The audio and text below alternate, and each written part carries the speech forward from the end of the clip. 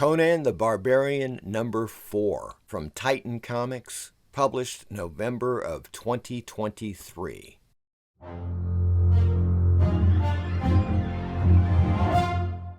Greetings, friends.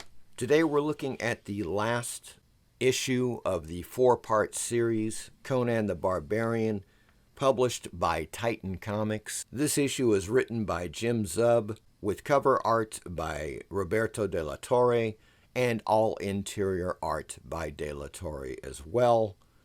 Dean White, color artist, Richard Starkings, letterer, and Matt Murray, editor. Part 4 of Bound in Black Stone, Vengeance of the Lost.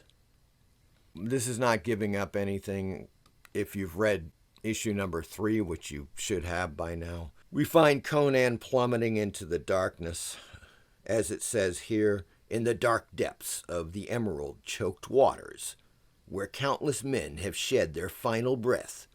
The Cimmerian sinks toward a fate he cannot fathom, and he is not alone. Now, I'm not going to give away anything. This is basically a spoiler-free video, but yeah, there's just a couple of things I want to point out. First, as always, de la Torre's art is fantastic. It's been consistent throughout all 4 issues, and that alone is well worth buying this first run of the Titan Comics Conan the Barbarian, folks, issues 1 through 4.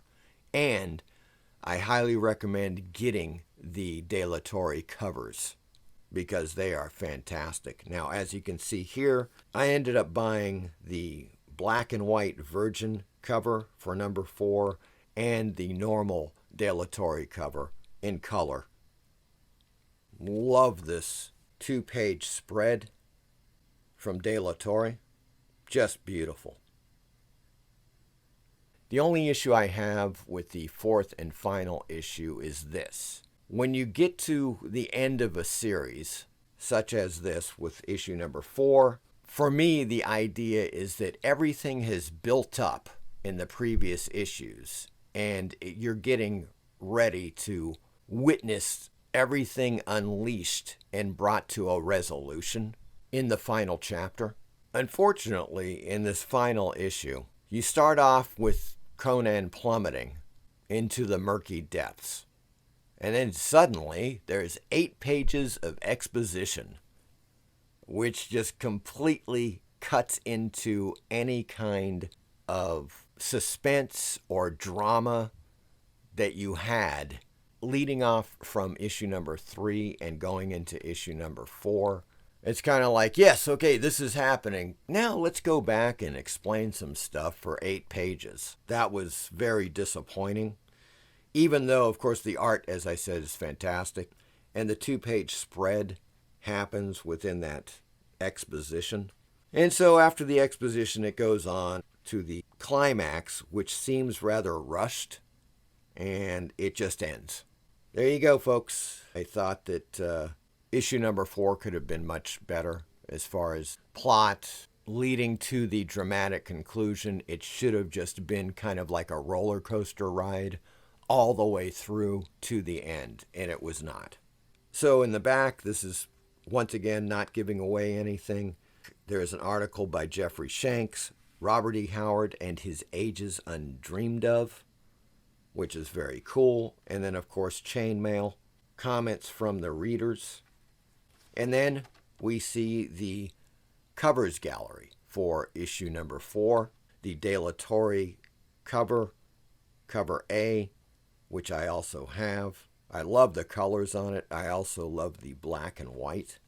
And then you have Giada Marchisio for cover B, Nick Percival for cover C, Carrie Nord for cover D, and then at the bottom, the variants. You have a pack variant, which apparently is coming out in December, which is all the 4 issues with the Roberto de la Torre covers, but they're Virgin covers.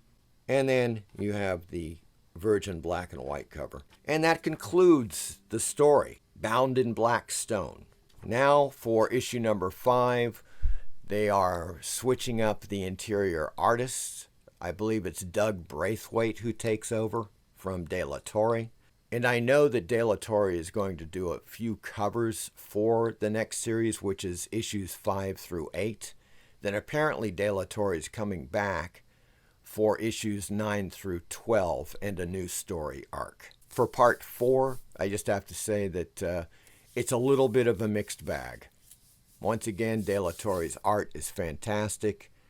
I think it could have been written in a more exciting, suspenseful way to conclude the story, but still recommended. You know, when you look at comic books now, new comic books coming out, it's still leading the pack. Let's put it that way. I don't see a lot that even comes close to this, especially with De La Torre doing the interiors. With the next series by Braithwaite, it's hard to say. I'm going to get the first issue and see how it goes. I hope you enjoyed this video, and as always, please like and subscribe. Thank you.